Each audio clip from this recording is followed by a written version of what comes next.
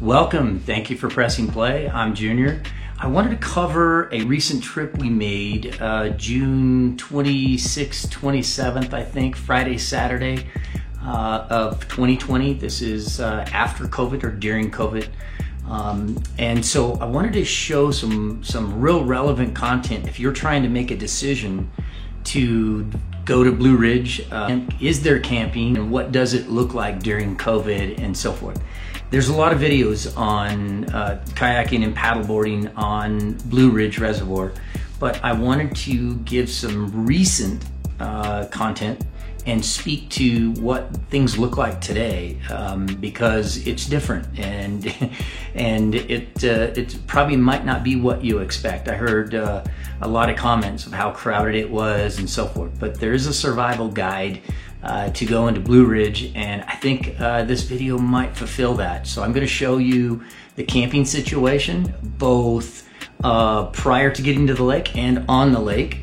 And I'm going to give some tips and what I would do if I were going to camp out there on Blue Ridge and say do some kayak camping, and just kind of speak to that, and then kind of how to survive the parking situation and the launch situations. We had a great time at Blue Ridge, but there's some things you might want to know. So I think they'll be helpful. I hope you get a lot out of this. If this is your first time to my channel, thank you. I really appreciate your visit.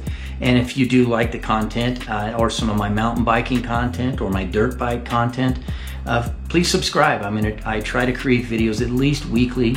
It's not what you expect at the end. It's kind of going to surprise you what that looks like leaving Blue Ridge. It's pretty interesting. Anyway, again, thanks for pressing play. Enjoy the video.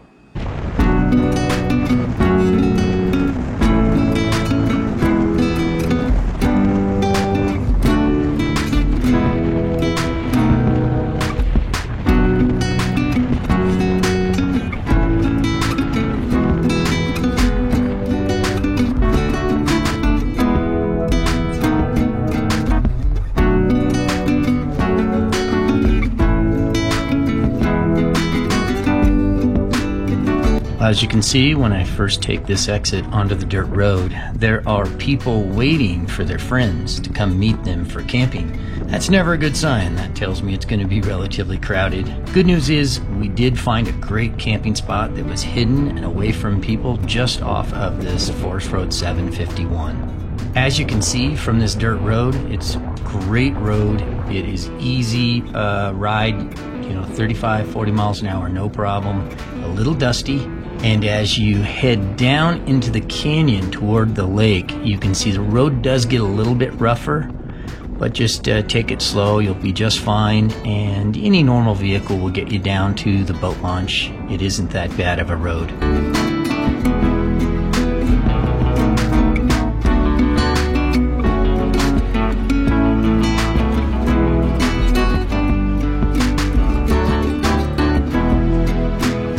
Once at the bottom of the canyon, you'll reach the boat ramp, and the boat launch area is actually a pretty large area. It's all concrete. It's only been there maybe a couple of years since they did all this new construction, this new work.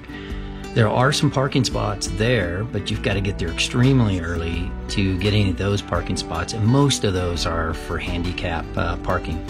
You can pull forward down into this launch area, and on the left side there's a staging area where you can park and unload your kayaks or your paddleboards and your camping gear. Once you've unloaded, you drive up out of the launch and you make a right-hand turn and you head up to the parking area, and it's not that far. So the parking area is a real nice parking area. It's all gravel, and it's got a lot more space up there. A weekend can get a little bit on the crowded side, so do expect a tight parking area. As you can see, we decided to go to the southwest fork of the lake. The lake has two fingers to it. There is an east finger and there is a southwest finger to this lake.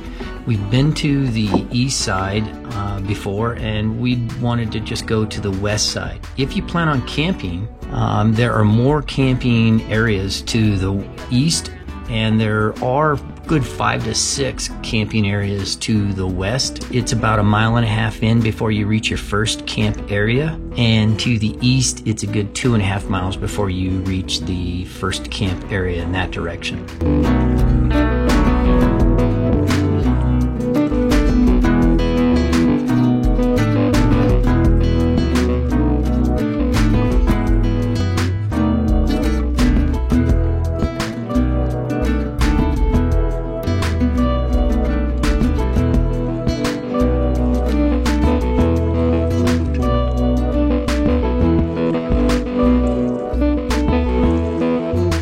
So we brought both the kayaks and the paddle boards with us today. There are 4 of us taking this trip.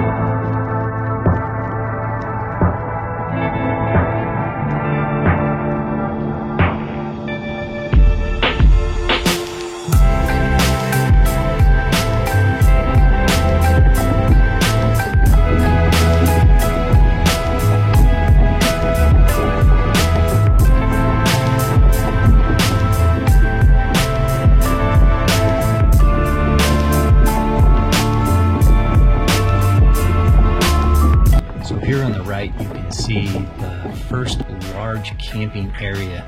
Usually gets a bit crowded We saw probably 5-6 families camped in this area on the right. If you continue past this, it's just another 100 yards on the left. There are 2 good-sized camp areas as well. Those had people in them this weekend.